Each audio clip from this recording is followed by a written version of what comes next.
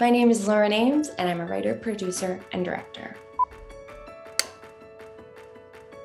A lot of things have changed in the world and in our industry over the past year, driving us to learn how to do lots of things virtually, directing being one of them. Maybe you need to dial into your set and direct over Zoom, or maybe you, your crew, and your cast are all in different states or even countries. So I'm here to give you some filmmaker tips on directing remotely. Over-communicate, over-practice, and over-prepare. The backbone of any remote production going smoothly is ensuring that your team has all the information they need to properly perform their role ahead of time. Take an even closer look at that script, that schedule, that shot list, that storyboard. This connects to my next point. Get to know your team. Getting to know the people you're collaborating with is vital so that you can, one, build trust in order to get the best performances, whether on or off camera, and two, play to their strength. Again, you always want to enhance the talent that your talent or crew already has. Next,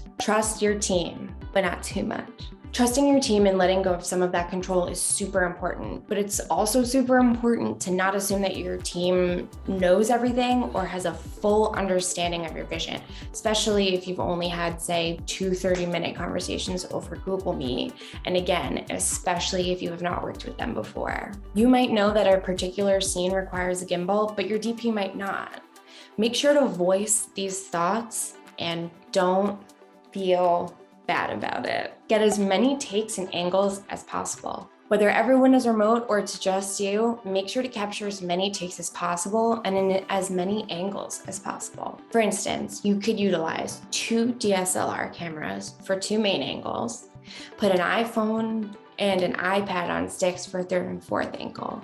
And then for a 5th angle, pop out that webcam in the bottom drawer of your nightstand that you got for Hanukkah in 2008 and use that to record over Zoom. You might not need all of these shots, but it's certainly better to over-prepare. Next, and this is so important, make sure you have a solid understanding of the technology you're using and how that will affect your piece. If everyone is remote, aka if your actors are filming themselves, what kind of recording equipment do they have, if any? Is there someone in their household who could lend a hand? Maybe they don't have any EQ, in which case you might want to send them a kit. Does their tiny NYC apartment get natural light, or will you have to include a ring light, or something stronger, or something softer? If you end up sending a kit, do you also need to send instructions? If so, make sure they're super specific. Your lead may be the next Regina King, but that doesn't necessarily mean she knows which cables are which or understands the difference between filming horizontally and filming vertically. For troubleshooting, try to get ahead of the things that have the most potential to go wrong. If the Wi-Fi in your house is consistently inconsistent, try using a hotspot on your phone, or splurging on a professional hotspot, or even upgrading your Wi-Fi plan, even if it's just for 1 billing cycle. Have a plan for how you're going to receive your files and make sure that whoever is acting as DIT is very aware of this plan. For this part of the process, choose whatever will work best for you and your production. There are so many ways to get your footage and other files from one place to another. And pro tip, when you do send these files over, please make sure they're organized. You can have the most talented editor in the world, but if you deliver them a messy folder with a bunch of mixed up files that aren't numbered or named properly, then this cut's going to take longer to kick out. And the cut itself might even end up being a little bit sloppy, or at the very least, not as good as it might have been if everything was easily accessible. Next, avoid too many cooks in the kitchen. Some people tend to step in when the presence of a leader isn't as strong, and if the director is only on set in the form of a 13-inch screen on a PA's MacBook Air, this might happen.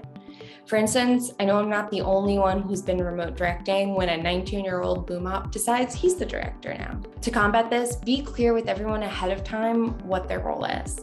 And if someone does end up going off the rails, don't be afraid to call them out. Speaking of directing as a floating head on a laptop screen, Make sure that you're placed in the right spot, up on a mantle over a fireplace, on a kitchen table, or even held by a dedicated crew member to make sure you're able to have a clear view of everything happening on set. This is especially important when you're directing talent. You want to make sure that you are as face-to-face with them as possible so that you can see and hear the nuances of their performance, as well as get that interpersonal connection with them, and also get your point across clearly.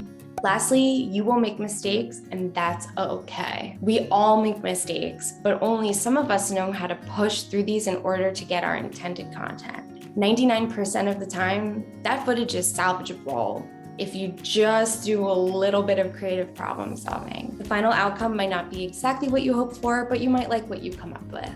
Well, that's my time. If you have any additional tips of your own, please feel free to comment them down below, and don't forget to smash that like.